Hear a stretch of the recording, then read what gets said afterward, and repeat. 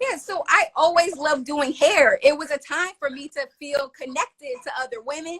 I started doing hair at my family cookouts and in my college dorm room. And it was such an opportunity to tell stories, have gentle touch.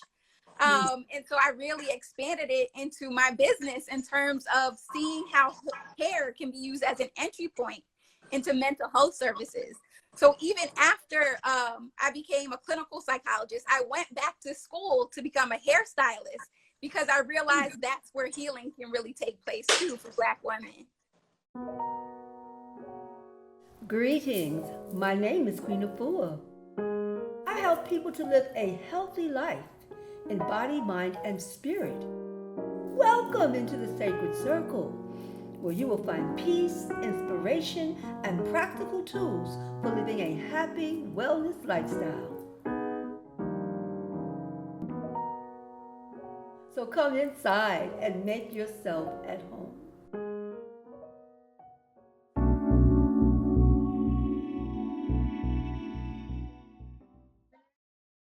Thank you, Doc. There's the doctor in the house. Please share with us your philosophy on the hair. You definitely are very tuned into you now. Thank you. Yeah, I wasn't sure if you were going to show a salon in the space too. That would be so powerful. Uh, can you hear me? What? She said she thought she was going to show a salon. A salon. A salon, honey, that's a whole nother thing. Thank you for expanding my consciousness. We're going to work on that. I almost went there. Yeah. But I did because you're here. We're body, so thank you. Yes, Yeah, so our hair what is so is your connected. awareness about hair? And please tell us about your awareness. Yeah, so I always loved doing hair. It was a time for me to feel connected to other women. I started doing hair at my family cookouts and in my college dorm room. And it was such an opportunity to tell stories, have gentle touch. And so I really expanded it into my business in terms of seeing how hair can be used as an entry point into mental health services. So even after I became a clinical psychologist, I went back to school to become a hairstylist because I realized that's where healing can really take place too for Black women. That is so amazing. And as you're talking, I am thinking about when I had my hair cut. And it was in the, to the back. And I wouldn't let anyone cut it but one person, the person who ran the salon. And I knew her for 25 years. I had to go to somebody for 25 years to cut my hair. I said, I have to make a shift and a change right now. And so I needed specialists at the top of the line for me to go through that ritual, that ceremony of release. And without me volunteering, the tears dropped out. And I didn't know I was so attached to the hair, But I know it's our crowd, so good thing. So in your work, what clicks in for you to bring both together? You either this or you're that. And you brought both worlds together. That's quite amazing. You may be one of the first ones to have done something like this. Yeah, well, in tradition, the hairstylists were considered the initiated people, right? In ancient Kemet, that they were the priests and priestesses and actually would apply the medicine through the hair and the scalp, right? Because anything you put on your hair, you should be able to eat. And just even thinking about how hair products go through the body system. But Queen, you really have me thinking about the African proverb, when your sister is your hairdresser, you need no mirror. And so just to even think about how tradition, hairstylists often were the counselors, were the healers, and you have to trust them. Oh no, it's so real because you tell your whole life. And sometimes I'm getting my hair done and I'm just giving all my personal information. Once they put their hand on my head, it's like the download. This is what I'm going through. This is why it's happening. This is what the issue is. And by the time 3 hours of that, my whole life has been released out of my being. So yes, I have to kudos to those who are laying on the hands with the hair. But then another level, when you consider psychology and the emotions and the medicine that comes out of that type of treatment, that type of, and you call it a ceremony for you. It's a ritual as you go into it. So they must be lined up around the corner, down the block to the next country coming to you. Yes, yes, but not in COVID, not yet in COVID, but Well, yeah, there's so many but you can still rituals. teach. Yeah, but you still teach about the hair. And Yes. that is the Mm-hmm. beginning because it's inside. Your hair is inside. Yes, indeed. Well, what are you Exactly. doing Our with hair that? is like an antenna. Yeah, you look gorgeous. It's gorgeous. So what are you doing during this time, during this season right now? How, because you're an entrepreneur. I know that. This is the era of the entrepreneurs. I saw that. It started showing up for me 5 years ago that women were seeking to have their own businesses and being their true selves on top of it. And so that's a revolutionary stand, and that's a common ground. How have you been able to make the adjustment to the times that we're in right now, being that it's a touchy-feely connection? How do you work that out? So right now I'm actually teaching emotional first aid classes. I love So I'm teaching hairstylists, barbers, and the community members how to address our emotional health. Although we might not be touching each other physically, we have, that energetic connection. And so if we can get our emotions healthy, we can also help with other people. So I teach an online class now called Emotional First Aid. And so we talk about how to manage rejection, how to deal with feelings of failure or loneliness, or even coping with loss, right? Because there is a lot of death that people have been experiencing, or loss of money. And so these are the topics that I've been going through every Thursday at 6 Eastern time to go through like the emotional aspects of hair and wellness and those things. Mm-hmm. And so what are some of the things that come up for them when they take the session with you? What leads them into that circle? Well, yeah, a lot of people are very stressed. There's a lot of stress right now. And so I even have a therapy private practice, and that's the number one concern. People are feeling overwhelmed and stressed and looking for a connection to be able to process, right? Because anything that we don't talk out, we act out.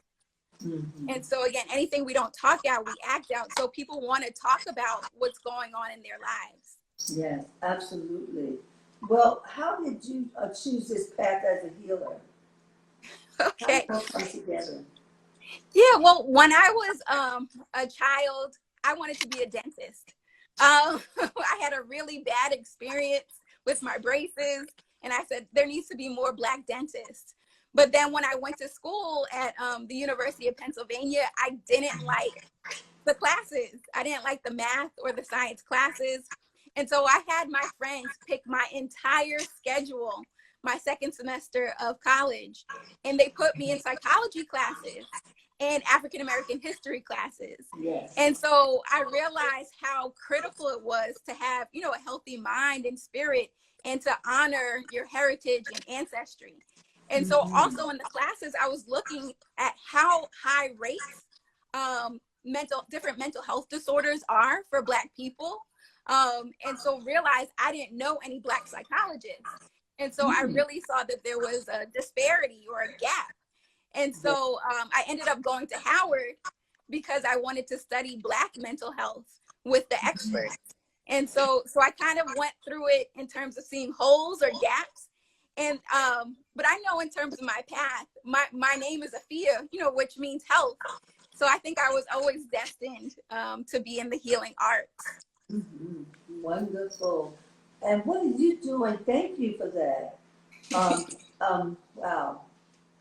We all need to study about our minds and our mental health, actually, because depression is coming from because we're not nourished enough.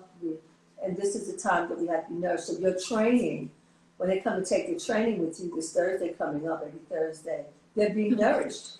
They're being made more aware of things that they can do. Give us like 2 things that everyone can begin to do, begin to get their mind right, to get their mind lifted, charged up, particularly during this time. Yeah, well, it's something that I definitely learned from you, but the power of the first thing that you do when you wake up is to engage in these spiritual observations. And one of the best ways to observe your mind is the journaling, right? So waking up and journaling, sort of doing this organization of all the thoughts and feelings that come to mind, and documenting yourself, because a key to mental health is self-knowledge.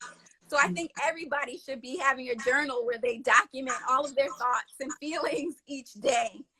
Another thing I think, like you were bringing up, is eating healthy.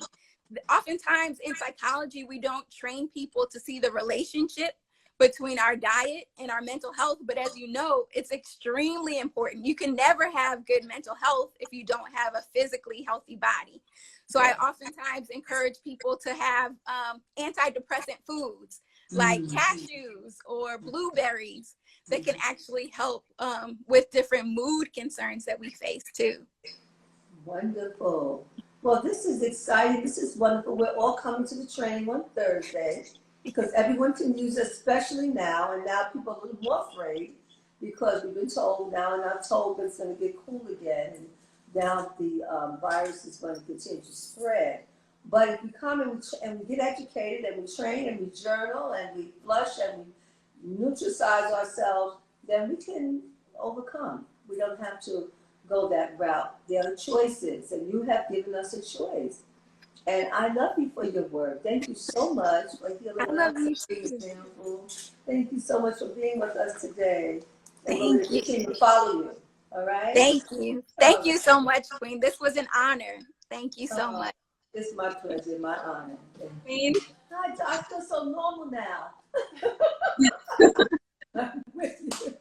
It's been a long time coming, and I remember the last time we were together was in LA. It was last year, right? Yes. Last year or early? Right, but we're here again. Thank Yeah. you. How are things going with you? Give us an update. It's going good. I just had my birthday. I just turned 41. So I'm integrating the wisdom that comes from that. I'm on a new teaching journey with my crystals that have been raising me since birth.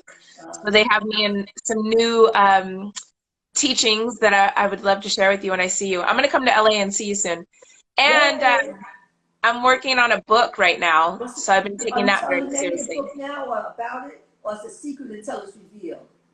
No, it's the book is about my time being single, which has been about 4 years. So I'm coming off of a marriage, a relationship that I was in for 12 years, and realizing that at this point in my life, I've never spent time being single, and this is the longest time. And so I've done some things as far as in been celibate. I've went to therapy. I got a life coach. I moved to an island. And I really took all of the self-help that I've read about over the years and dived into it and have embraced the process of being single. And I feel like in our society, that's not something that's looked good upon. Like, people want to know who your partner is so that they can kind of figure out how they're going to judge you or how to validate you based on what your reflection is. And so people are afraid to be by themselves and to take that judgment and to take that full responsibility for themselves. So we end up choosing these relationships that can be toxic just to have somebody.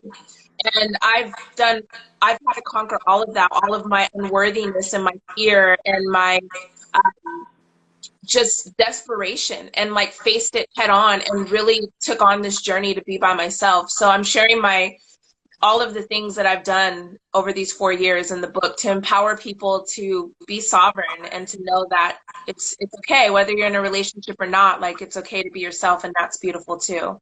Well, I'm saying it's working for you because you look glorious. You look blossomed. Thank you. I appreciate it. You gave yourself time to focus in and heal yourself. And it shows up and it pours into everything that you're doing. And I know that you're blossoming in your work and your vision. And sometimes we just work so hard and we don't have enough nature around us. And you have nature around. You've made some real powerful moves. And even writing this book, this is a very powerful move to make. I've been married 3 times, so I can tell you. I had to have a husband. And it was good. You know how I looked at it? I said, this is like from, I don't look at a divorce, because I'm talking about that. I always talk about, if you're divorced, then you're going to have a problem. I said, you're going through a transformation. That was my medicine. Like, oh, I'm going through a transformation. I'm going high. I'm clearing up the inner stuff. That's what you went through. So I'm like so happy that you just took that journey. So the book is already sold out. It's already a #1 bestseller. It's already, people are getting 3 and 4 copies, waiting for the book signing to come, waiting for the shutdown to be an opening, and then they're going to be all over you for that book. They say, oh my God, they'll be crying. They're going to be circles crying. That was me. I went through that. I should embrace who I am. It's going to be all of that and then something. When the book comes, we got to do something together. That's going to be all the way on. Wow. Well, Yeah. this is oh wow. So how are you doing, Hawaii? Are you keeping your immune system totally up, charged up? Are people around you getting healthy? You know, give us a little update. Yeah, they are. You know, I moved to Hawaii with the intentions to start a journey with my my then partner, and then we got here after 12 years and broke up within like 2 weeks. And coming to this island was like I found home. I've always felt like an orphan of the world, of just where's my spot, where are my people, where's the land, where's the environment that's meant for me. And when I got here, this was it. And so I spent the last few years just being to myself and really not being able to like give my energy out to people, because I spent every moment up until this doing that. So this has been like my sanctuary and been my healing. I walked through Spain. I walked about 700 miles through Spain. And recently I'm going on a bit over 6 months since the pandemic started. The pandemic provided a way for me to start a daily meditation practice, which has been something that's been really on my goal list. And so every morning I wake up and I meditate for 1 hour, and that starts my day. And that's been so transformative for me to just feel my strength. And I feel so much like wisdom just downloading, and can't really figure out how it's happening, but it's just happening. Like just taking that time to have that devotion and that practice. Like all of the wise elders have always told me, like, you have to have a meditation practice, and I could never figure out how to do it. And then it just like, I've been chipping away at it over the years and finding my way. I've been at meditation retreats for 10+ days, silent meditation retreats. And then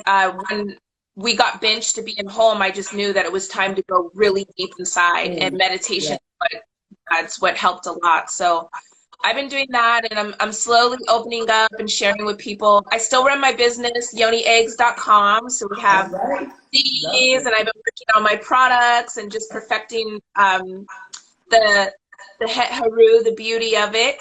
And it's going really good. So always being of service in that way. And tell us about your practice, about your yoni eggs, about what you do for women to help the women to heal. Yeah, so my womb journey really started coming from reading your book, Heal Thyself, and that just like sparked something inside of me that this was for me. But I'm a child of the crystals. They've been with me from the day that I've been born, and they've always taken different shapes to teach me different rites of passage. So when I became a wife, they took the shape of an egg, and they came in at the same time you came in, and they taught me about womanhood, and they taught me about what it meant to be, to embrace all of this and to have this talking relationship with my womb. And so I've been running at this point for about 10 years, yonieggs.com, and they're crystals that are in the shape of eggs, which represents fertility and rebirth. And the crystals already come with all of their knowledge. I like to think of them as our ascendant masters. They hold the frequency of our planet. They're part of our grid, and they're around us all of the time. And so when we bring them inside of ourselves into our womb space, which is our inner temple, there's a lot of times that from our trauma, we end up letting that get stuck in there, and it just cultivates and it manifests. The darkness just gets fed upon, and it manifests into disease or into discomfort.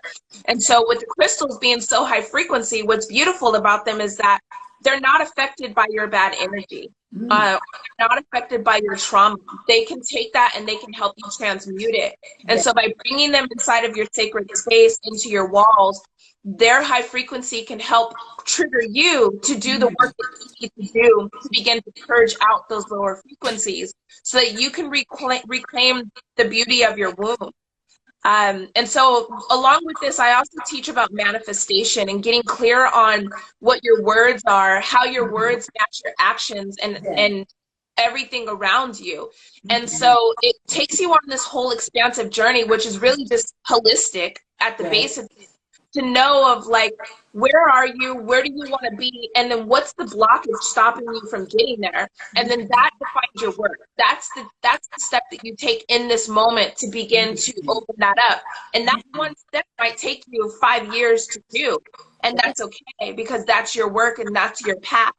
So that's the frequency that I hold, and teach people through that. I always doing my own work. You know, that's the most important thing, is like, I'm just giving back what I'm doing for myself. And it's not, I read the things in the books and I take it as my teachers, but then I have to do it in order to like really be confident about what I'm sharing with people.